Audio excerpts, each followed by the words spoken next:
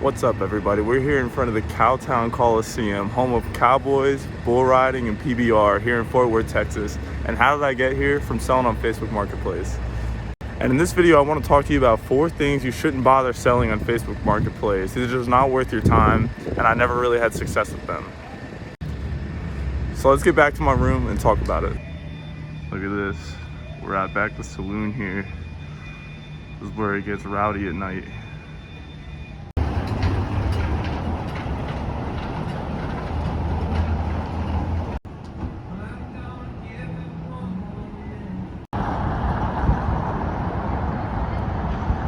What's up, everybody? You probably noticed that I'm not in my hotel room. I'm actually back home.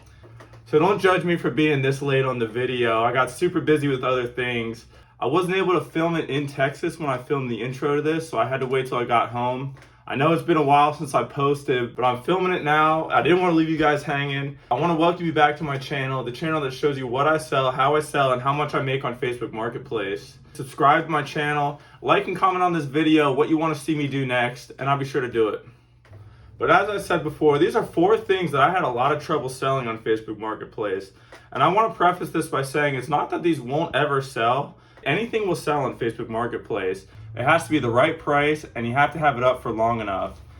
All right, so let's get into this list now. I've sold some pretty crazy things on Facebook Marketplace before, but these 4 items I have personally just had trouble with. My first one that I tried selling was a piano. And my family used to have this really old piano from like the 1920s. The keys used to play itself. You used to put a roll and it would play the music and everything. Really cool piano.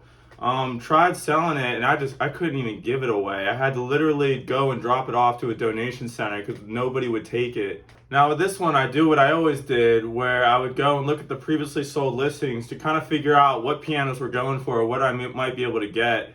Unfortunately, pianos were not going for very much at all in general on Facebook Marketplace. I posted a price that I thought was fair. Nobody wanted it. I kept lowering it, kept lowering it, kept lowering it. Still no takers. So I ended up just donating it.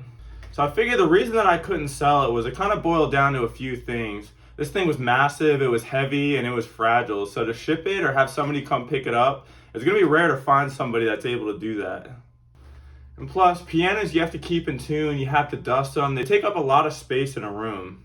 And you'll notice throughout this list, that'll be a common thing, is that people don't want bulky things anymore. They don't want bulky furniture. They like having simple open spaces. But pianos are hard to sell because people have electric keyboards now that you can either store in a closet, pull out when you want to use it, or just put it in the little corner of the room, and it doesn't take up a lot of space.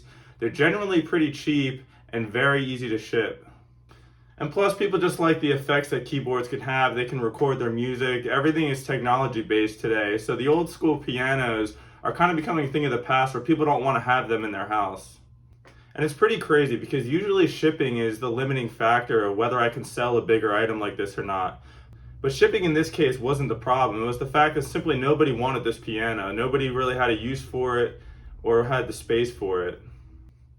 And I really wanted to sell this piano because it was really cool and old school looking, and it played itself, which I thought was super unique.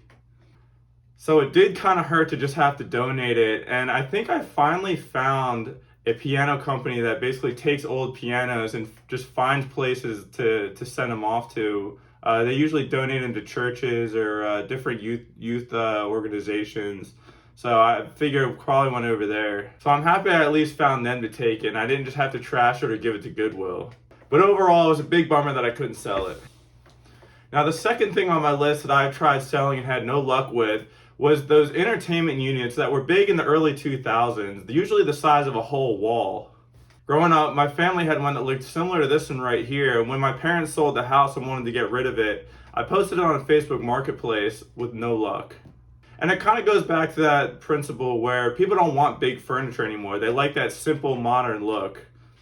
And plus, this entertainment unit had only a certain size TV that you could fit into it. And nowadays, people like having 70-inch TVs that just would not fit into this. So it ends up becoming a waste of space for a TV because it limits the size of TV that you can put into it. And again, shipping was also a factor for this, but it broke down into several pieces, so it was more manageable, especially if you had a pickup truck or a trailer. And this is another one where I started at a certain price and I kept lowering it with no takers. And this one I ended up just giving to Goodwill. But also, big entertainment units like this were a problem to dust. Dust would collect on top on the shelves, especially dusting the top was an extra challenge, which I figure is also another reason why people don't want these anymore. Now, the last two items on my list could be a little controversial depending on who you talk to, but personally, I've always had trouble selling these. So my number 3 item is antique furniture, specifically china cabinets and antique table sets. Now this is a little debatable because there are a lot of people out there that do still like this style of furniture. Now I will say though, there are specific pieces that do still sell well, such as dressers and bed frames. People nowadays are actually starting to buy these up to refinish them and flip them. But you're basically just going to have to either give them away or give them for a very low price for somebody to be able to profit on them.